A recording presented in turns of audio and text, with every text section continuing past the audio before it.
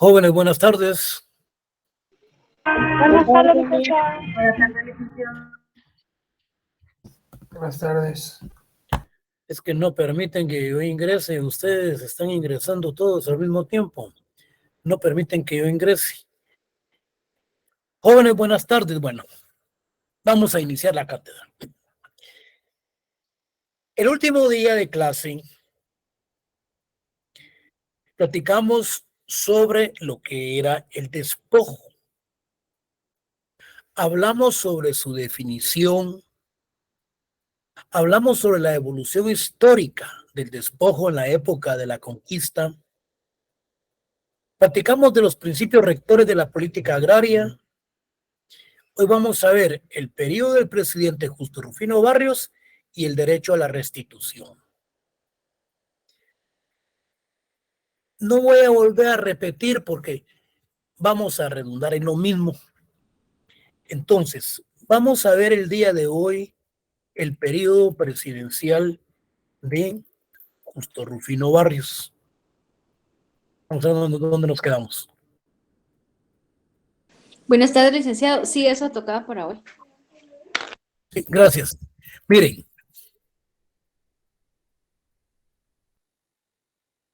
cuando hablamos del despojo, nos estamos refiriendo a aquel aspecto que se ha grabado o es un exabrupto, es un agravio cometido en contra de una persona. A la venida de los colonizadores, las personas en Guatemala tenían la posesión del bien, pero con la venida de los forasteros colonizadores se da entonces lo que se da, valga la expresión, se da la institución del despojo. Y como consecuencia de ello, pues ya vienen lo que son los aspectos relacionados con las leyes de Indias, ya vienen lo que son los principios rectores de la política agraria colonial, ya viene lo que es la encomienda, lo que es la composición, lo que es el repartimiento. Eso fue lo que vimos el último día de clase. Pero ¿qué sucede después de la época independentista? Cuando llega Justo Rufino Barrios al poder, él comete el acto de despojar de los bienes comunales, de los bienes que se habían otorgado a los indígenas para que ellos pudieran tributar y que ellos pudieran tener sus bienes, se los despoja y se los da a los hijos de los criollos, o sea, a los nuevos terratenientes. Justo Rufino Barrios despoja a muchos colonos y otorga las propiedades a los nuevos terratenientes. Entonces, cuando finaliza la época colonial y llega la época independiente, se continúa con el despojo de tierras y aprovechando a la vez la fuerza de trabajo, como lo expresa Severo Martínez Peláez en su documento del repartimiento. Él dice que la reforma liberal y la serie de dictaduras cafetaleras que les fueron subsiguientes no suprimieron el trabajo forzado de los indios, al que le llamaba mandamientos. Significa esto que esta institución, a lo que ellos le llamaban el mandamiento, significa que aún después de la época independentista, continuaron dándose con los despojos. Antes bien dice Severo Martínez que lo reactivaron y lo llevaron a extremos que no se habían conocido antes. Con el inicio del cultivo del café, surgieron las fincas cafetaleras que utilizaban la mano de obra temporal. Justo Rufino Barrios impulsó una legislación agraria que rompió con la vieja estructura colonial basada en los pueblos de indios. O sea, pues que esa institución basada en los pueblos de indios era cuando a los indios ya se les había otorgado ciertas parcelas y que ellos también pudiesen tributar. Entonces, Barrios impulsa esa legislación y rompe con la vieja estructura colonial basada en la de pueblos de indios, al dar en propiedad privada las tierras comunales, lanzando a gran cantidad de indígenas a trabajar a las rancherías de las fincas, donde se mantuvo a base del endeudamiento forzoso y que les permitía a la retención de los mismos en las fincas, amparados en el reglamento de jornaleros que estuvo vigencia desde 1977 a 1934, en la época de Justo Rufino Barrios hasta Ubico. Significa esto, en jóvenes, que a la llegada de Justo Rufino Barrios se da el despojo de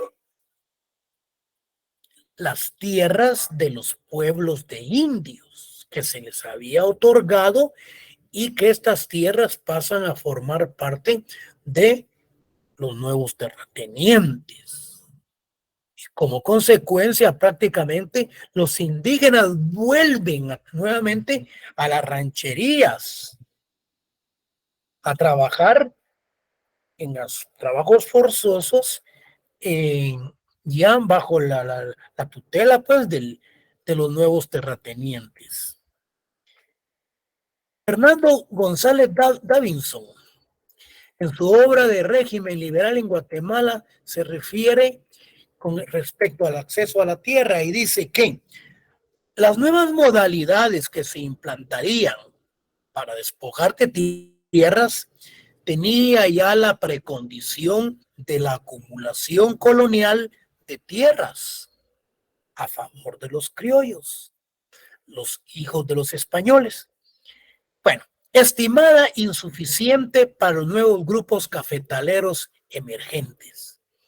Quiere decir que todas estas tierras se distribuyeron a los nuevos criollos y a muchas familias alemanas que se vinieron a ubicar en la parte norte de Guatemala, principalmente en las partes de Cobán.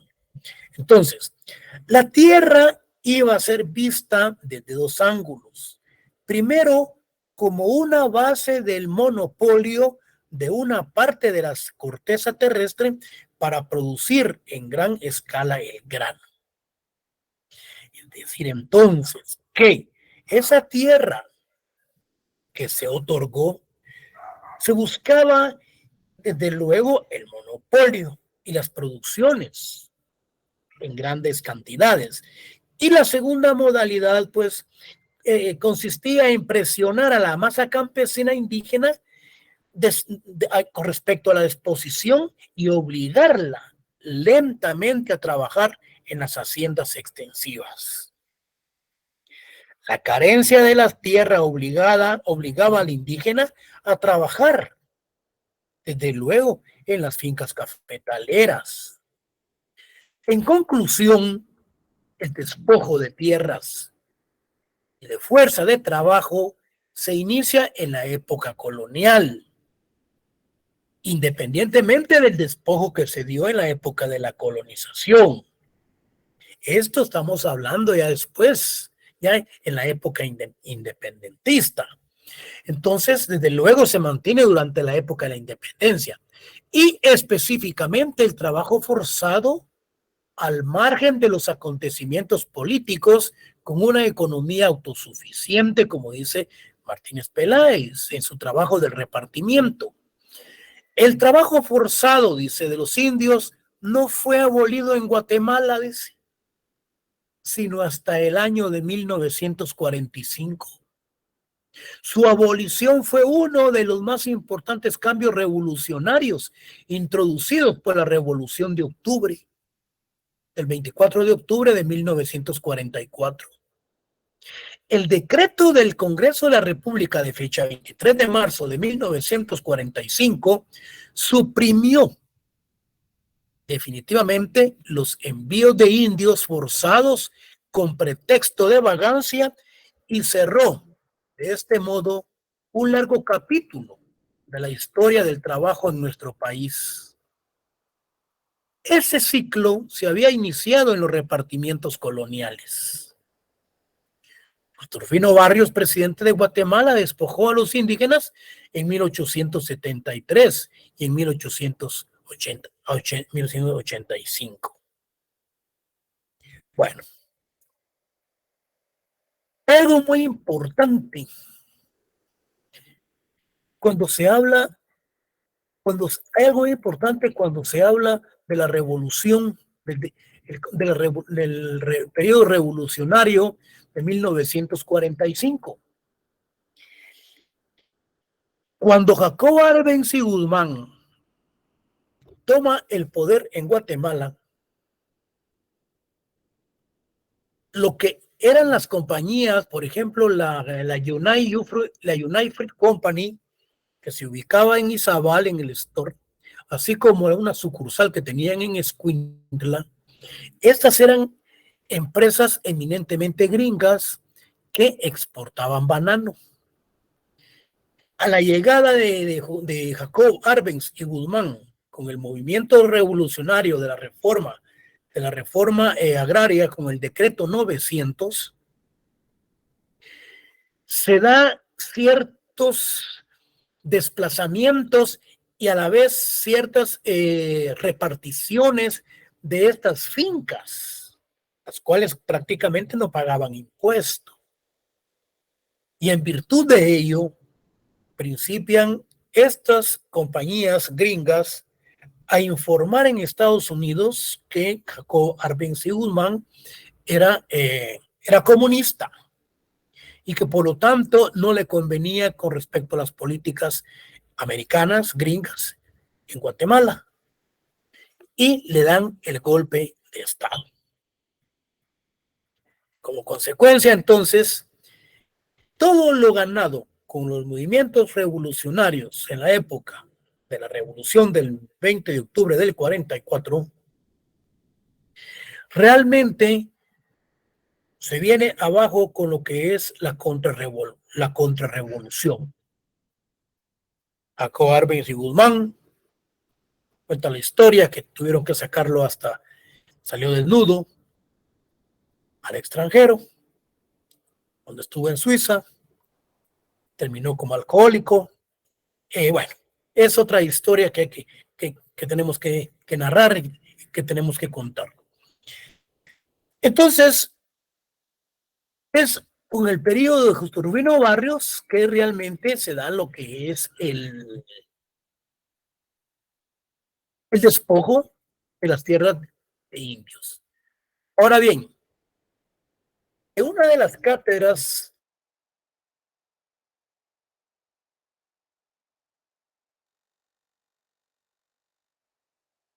si no fue con ustedes, ya mencionaban que institución. Y nosotros nos referimos a lo que es una reparación digna, pero aquí nos estamos refiriendo a lo que es el Código Procesal Penal. El Código Procesal Penal, en uno de sus artículos, habla de la reparación digna, o sea, por los daños causados, por reparación digna se le impone 100,000 quetzales, 200,000 quetzales, o bien ciertos servicios a las personas que han cometido ciertos hechos ilícitos. Pero aquí estamos hablando de un derecho de restitución por los daños causados al país.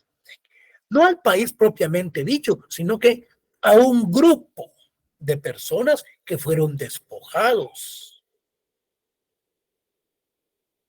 Cuando Manuel Andrés López Obrador llega al poder en México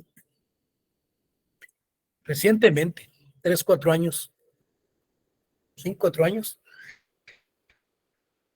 le envía una carta al Papa Francisco y envía otra carta al rey de España, solicitando que existan disculpas, que solicitándoles que internacionalmente reconozcan los daños ocasionados en América, en México, en Centroamérica y en todos los lugares en donde vinieron a colonizar los españoles.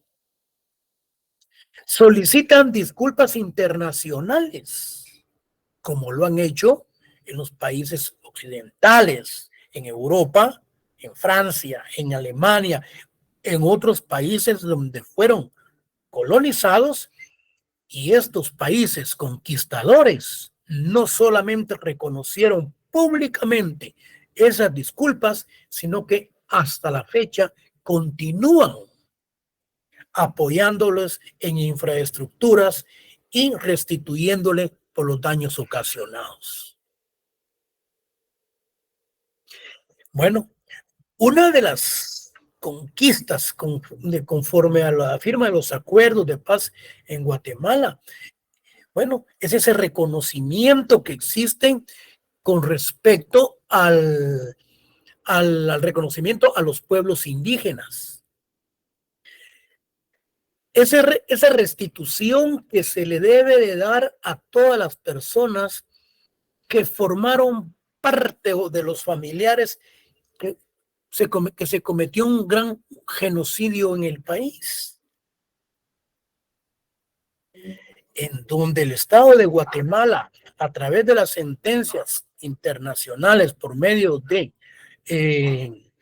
la Comisión Interamericana de Derechos Humanos, los tribunales de justicia internacional, han sentenciado a Guatemala para esas reparaciones por los daños ocasionados a los familiares que supuestamente, bueno, categóricamente, pues, a través de sentencias judiciales se ha cometido genocidio. Caso particular, el de la señora Menchú, donde falleció su padre. Ella inicia las acciones legales en Guatemala.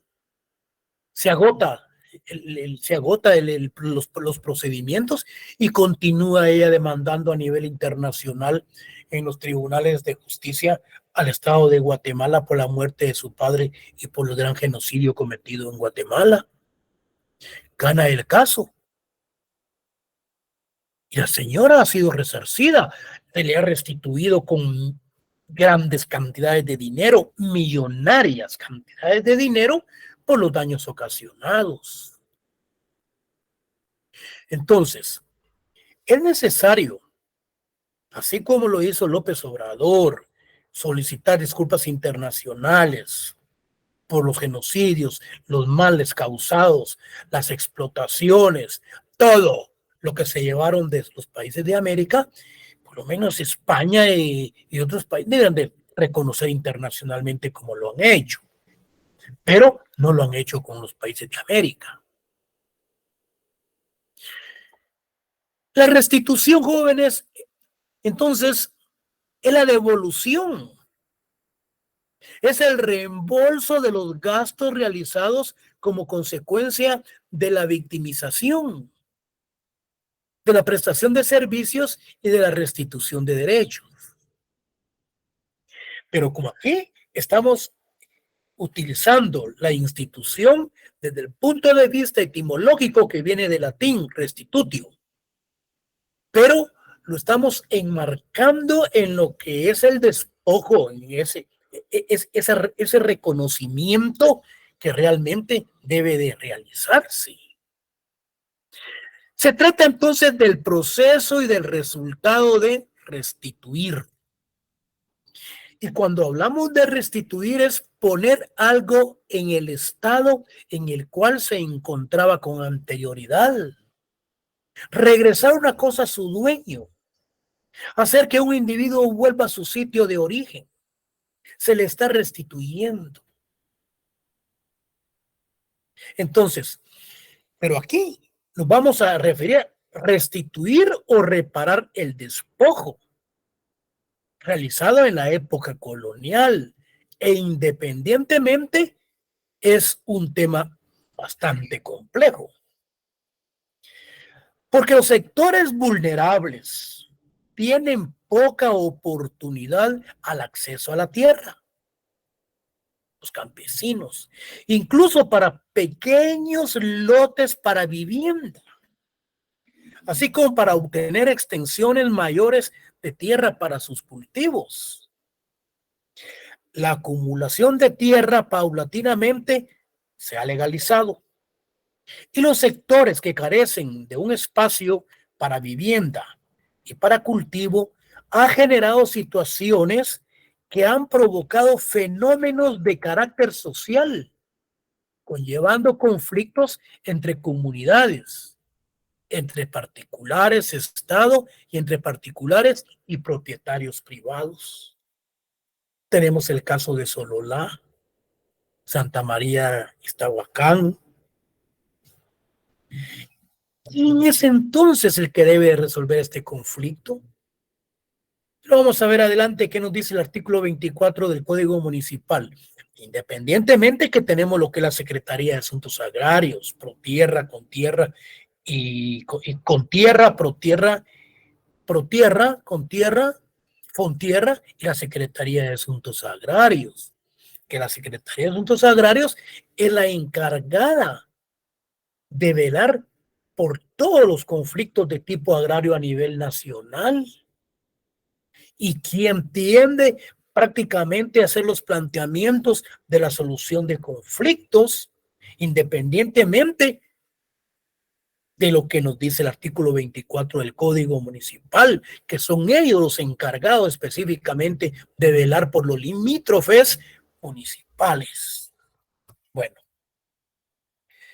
fíjense pues, lo que hablábamos anteriormente, la carencia de tierra producto del despojo es una realidad. Bueno, en la década de 1944 al 54, con el decreto 900, se intentó realizar dentro del sistema capitalista una reforma agraria, pero dicho proceso se interrumpió contra la Revolución Liberal del 54.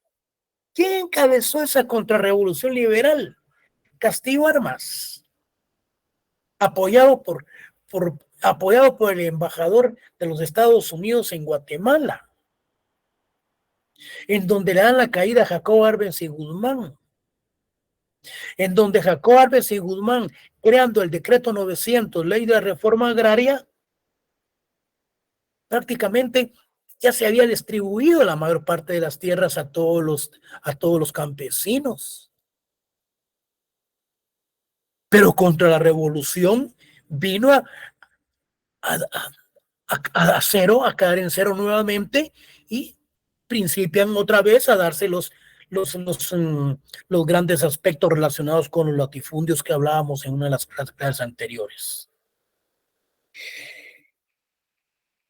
Estos artículos que vamos a ver están relacionados con aspectos que garantizan y que se plasman con respecto a ciertas garantías constitucionales con referente a la tierra. En artículos, no vamos a analizar cada uno de ellos, pero solo los vamos a leer porque no terminaríamos la cátedra del día de hoy. Entonces, el artículo 67 preceptúa que se garantiza la protección a las tierras y las cooperativas agrícolas indígenas de la siguiente forma: las tierras de las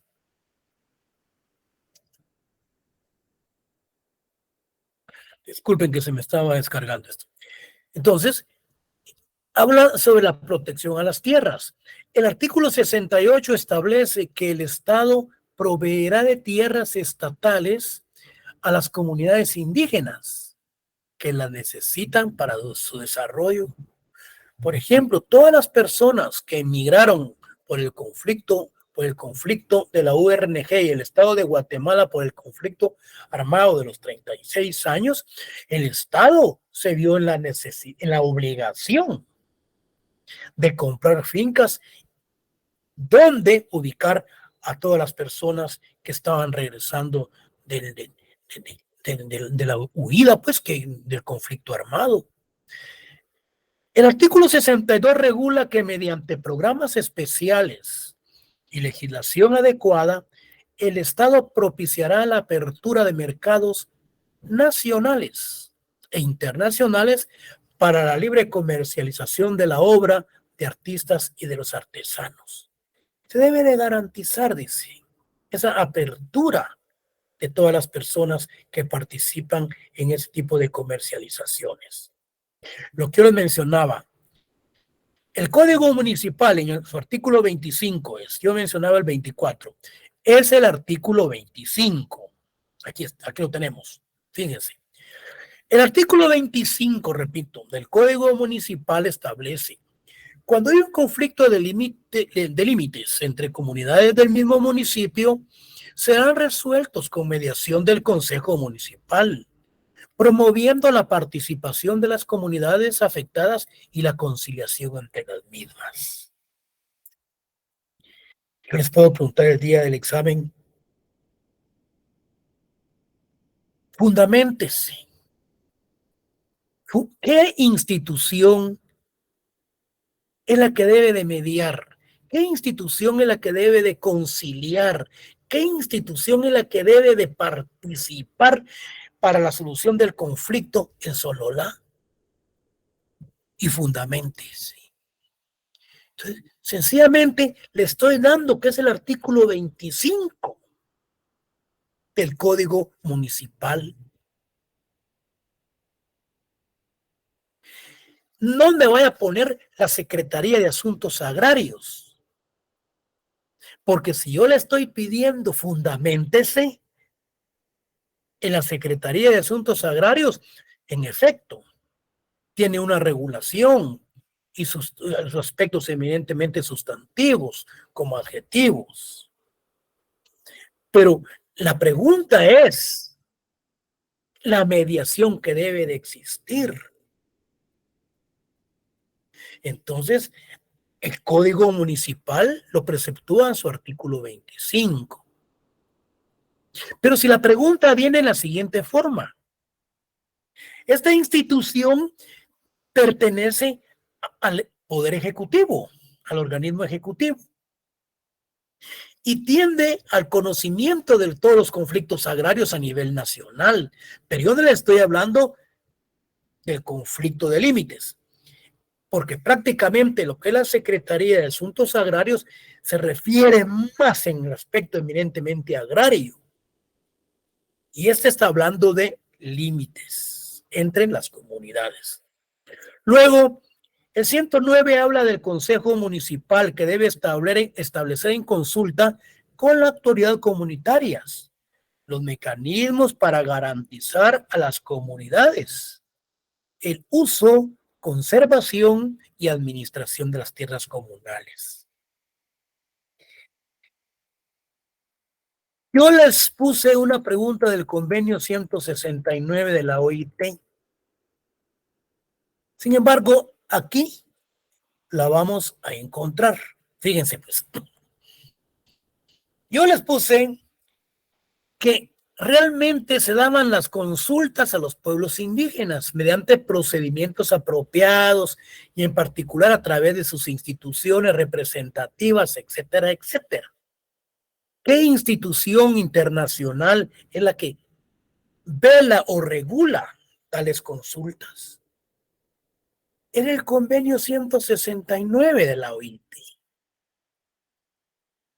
Entonces, el artículo 6 en su numeral 1 dice: al aplicar las disposiciones del presente convenio, los gobiernos deberán, fíjense pues, consultar a los pueblos indígenas mediante procedimientos apropiados y en particular a través de sus instituciones representativas cada vez que se prevean medidas legislativas o administrativas susceptibles de afectarles directamente. Bueno, concretamente, cuando son estas medidas que les afectan directamente, pero se refiere a consultas de carácter administrativo.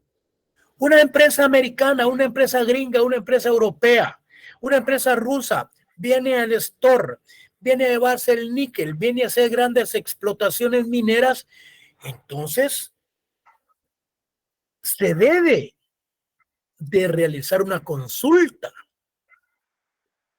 a los pueblos indígenas, si ellos aceptan esa explotación o no, si les conviene o no.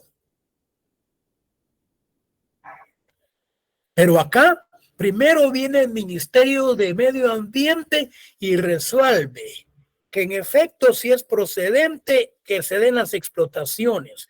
Luego viene el Ministerio de Minas y Hidrocarburos y también dice que acepta y que es prudente, etcétera, etcétera. Cuando siente, tienen todos los camiones ya metidos y la maquinaria metida realizando las grandes explotaciones mineras. Muchas veces sin las consultas populares. No me van a dejar mentir, el año pasado, antepasado, el mismo ejército de Guatemala, corriendo a puro maratón en los lados de los camiones con cargamento, en donde estaban exportando todos los aspectos de minas que se estaban sacando de ese lugar. La misma policía protegiéndolos porque el pueblo estaba inconforme de esas explotaciones. El mismo Estado en contra del pueblo. Ninguno de ustedes me va a dejar mentir si es que vio la televisión. Licenciado, ¿Qué manda? y en ese caso, ¿qué deben hacer los pueblos indígenas? Porque pues normalmente no se les escucha, ¿verdad? Muchos fueron encarcelados, otros fueron asesinados, ¿sí? Otros que están comprados y que están haciendo romerías en el Ministerio de Minas y Hidrocarburos y en muchos lugares y en la Corte de Constitucionalidad, porque se interpusieron muchos amparos que resuelvan a favor y que vuelvan a abrir las minerías. Es una situación muy compleja, pero aquí el pueblo salva al pueblo. Si ustedes se dan cuenta, cuando digo el pueblo salva al pueblo, yo no sé si fue con usted con quien comentábamos la última clase, ¿cómo es posible, jóvenes, que el Tribunal Supremo Electoral admita, acepte, inscriba a Manuel Valdizón como candidato a diputado? Estos tres delincuentes, porque son 5 y 5 suplentes, hay 3 que dijeron que se inscriba, lo inscribieron. ¿Y qué sucede entonces ahora con el pueblo? El pueblo se opuso a esa inscripción. Interpusieron recursos, amparos ante la Corte de Constitucionalidad, ante la Corte Suprema de Justicia. Miren, ¿y qué le quedó a la Corte, al Tribunal Supremo Electoral? Se espantaron porque plantearon antejuicios contra estos delincuentes, a estos 3. Y lo peor, revocaron que no se inscribe. Y ahora viene Manuel Valdizón y le dicen que lo tienen que inscribir porque esa revocatoria de oficio no existe, dice. No existe en la ley electoral y de partidos políticos. Bueno, él tiene razón. Pero al ser una interpretación extensiva de la ley, existe la revocatoria. Y si un grupo colegiado, como son los magistrados, dicen, no se inscribe, ellos tienen fe pública, ellos son magistrados, revocar de oficio, aunque no esté en la ley. Y si no es en la ley, entonces sencillamente, jóvenes, nos vamos al 113 constitucional, que dice que el candidato debe de ser pro, capaz, idóneo y debe de ser honrado. Este no es honrado. Este fue echado de los Estados Unidos cuando cumplió la pena y reconoció haber recibido dinero del narcotráfico y también de la empresa Orange. Y al haber reconocido de que él aceptó y reconoce que es un delincuente, entonces él no es honrado. Entonces el artículo 113 constitucional dice que no se le debe de inscribir. Que no joda, hombre. Ya, que no joda. Bueno, vino todo esto por lo mismo de las consultas. Y ahorita le voy a responder a la compañera. El año pasado, una empresa minera quiso instalarse en Asunción Mita, Jutiapa, para explotar níquel y no sé qué otros minerales. Vino el alcalde y vino la sociedad civil de Mita, que era sumamente indispensable, sine qua non, que se practique una consulta popular. Esta consulta popular se realizó a través del voto que se practicó en Jutiapa y ganó el no. Dijeron que no aceptaban las explotaciones mineras de estas empresas porque iban a ir a contaminar el medio ambiente. Aún lo que yo les mencionaba, con el visto bueno del Ministerio de Medio Ambiente, con el visto bueno del Ministerio de Minas e Hidrocarburos. Miren, pero como echa la ley, echa la trampa. Vienen los abogados de estas empresas, abogados guatemaltecos, interponen un amparo diciendo de que en Asunción Mita no hay indígenas. Y es cierto, ahí todos son blancos y ojos claros. Dicen que se debe de practicar las consultas, dice, pero los pueblos indígenas, ellos no son indios, dice, ellos no son indígenas. Miren, siempre le encuentran algo para ver la manera de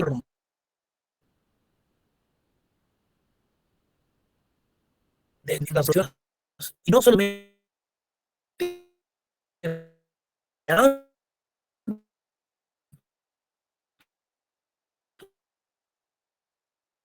sino que la Corte de Constitucionalidad, pero ustedes pasan a la Corte de Constitucionalidad, un montón de gente, comidos, almorzados, cenados, dormidos, etcétera, etcétera, de gente interesada que les paga para que vayan a presionar a la Corte de Constitucionalidad. Bueno, parecido. Miren, es parecido a la toma de la universidad.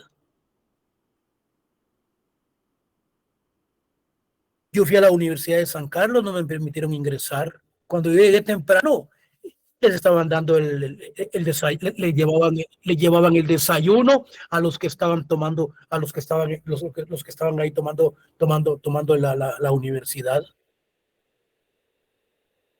Como a las 2 horas iban saliendo y entraba otro grupo a tomar posesión. En la tarde, como consiguiente, me informaban que salen estos y iban otros a dormir. Miren cómo se mantienen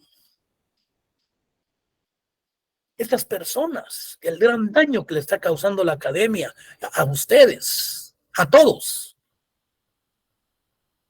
Porque no es lo mismo estar presente, explicarles a ustedes el motivo, el por qué, el cómo, todo el aspecto fáctico, modo, tiempo y lugar de cada una de las instituciones. Ser más lacónico en las exposiciones de la temática. ¿Sí? Sino que, entonces, estos señores no quieren entregar la universidad. Yo no sé quiénes son. No sé de qué facultad son. Y me van a disculpar, ¿verdad? Pero yo los vi como que eran delincuentes. Yo los vi como que eran delincuentes, no como estudiantes, pero me van a disculpar, ¿verdad? Pero así los vi y uno no puede decir nada tampoco, ¿verdad? Porque ni modo. Entonces, me imagino que hay cierto tipo de juegos de lo que se están dando.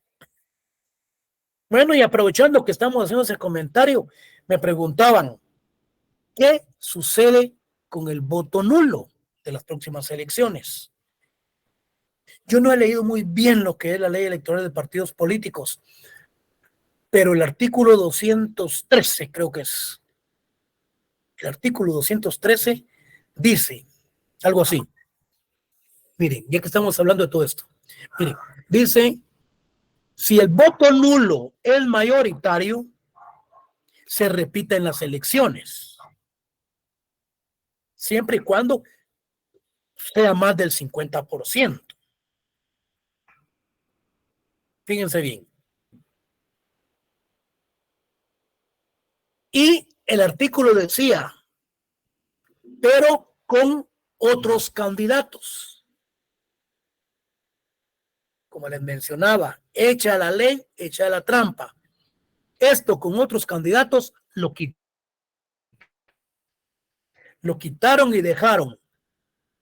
Si el voto nulo, yo creo que por ahí va, si el voto nulo es mayoritario, más del 50%, se repiten las elecciones. Punto. Quiere decir que se va a repetir con los mismos. Miren, para la compañera. Entonces, es que echa la ley, echa la trampa. Si no es una cosa, es la otra. Y si no es la otra, es otra. Entonces, nosotros somos abogados y nosotros tenemos que entonces hacer una interpretación muy extensiva de la ley. Y si no sabemos, como hizo el Congreso de la República, como no somos abogados, somos legisladores, consultémosle a la Corte de Constitucionalidad cómo interpreta el artículo 46 constitucional con el 204. Miren qué pacaya la que le mandan a la Corte de Constitucionalidad. Porque el artículo 46 dice que en materia de derechos humanos, estos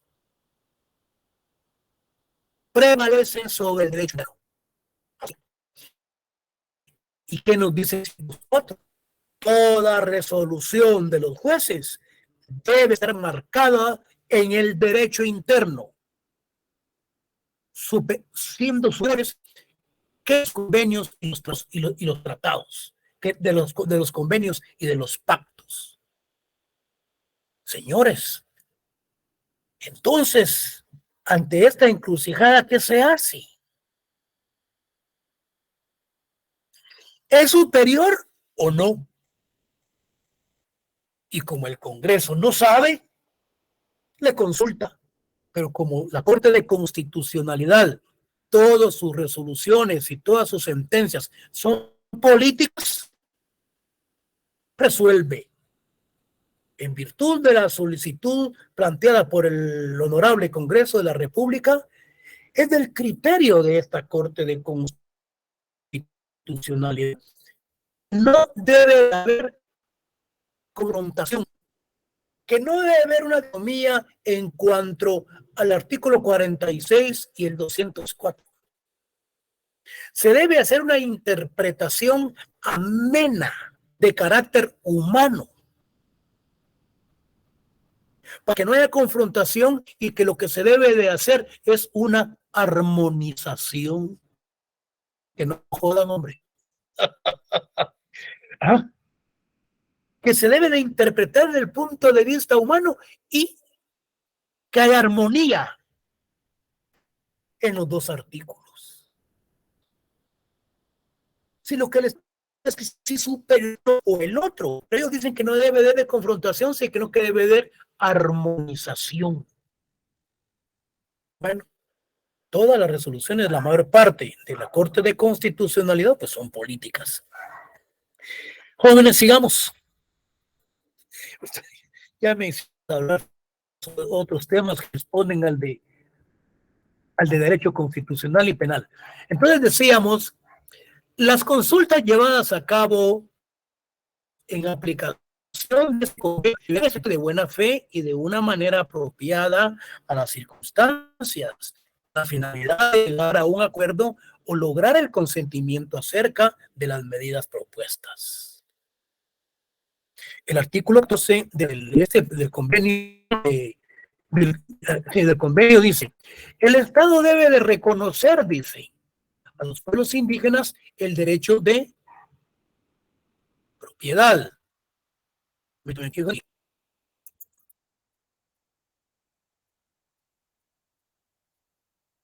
derecho de propiedad y de posesión sobre las tierras que tradicionalmente ocupan. El artículo 14, numeral 2 dice, los gobiernos deberán tomar las medidas que sean necesarias para garantizar la acción efectiva de propiedad y posesión de las tierras que ocupan. Los pueblos indígenas tienen a que no se les traslade de sus tierras que ocupan.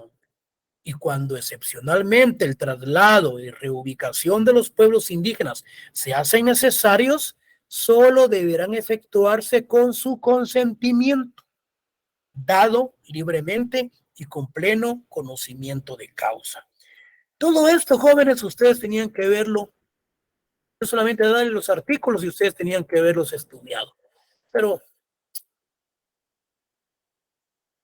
démosle.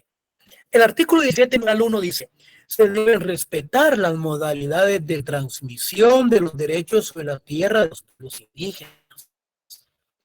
Esa transmisión, traspasos, etcétera, etcétera. Pues, tenemos el registro de la propiedad en Shela, tenemos el registro de la propiedad aquí aquí en la capital. Sin embargo, pues ellos todavía continúan con ciertas costumbres y tienen sus hijos desde la época de la colonia y tienen le dan mucha credibilidad y se fortalecen con su derecho consuetudinario. Se debe consultar a los indígenas siempre que se considere su capacidad de enajenar sus tierras o de transmitir de otra forma sus derechos de estas tierras y fuera de su comunidad, lo que les mencionaba. Entonces, el 117, número 3, dice, se debe impedir que personas ajenas a los pueblos indígenas se arroguen la propiedad de las tierras que les pertenecen y porque no conocen las leyes. En el momento actual, la restitución, fíjense, pues aquí ya vamos a ir aterrizando. En el momento actual, la restitución o reparación de lo que hemos venido hablando de los despojos es muy complejo. En sí, toda la legislación internacional en materia de derechos humanos,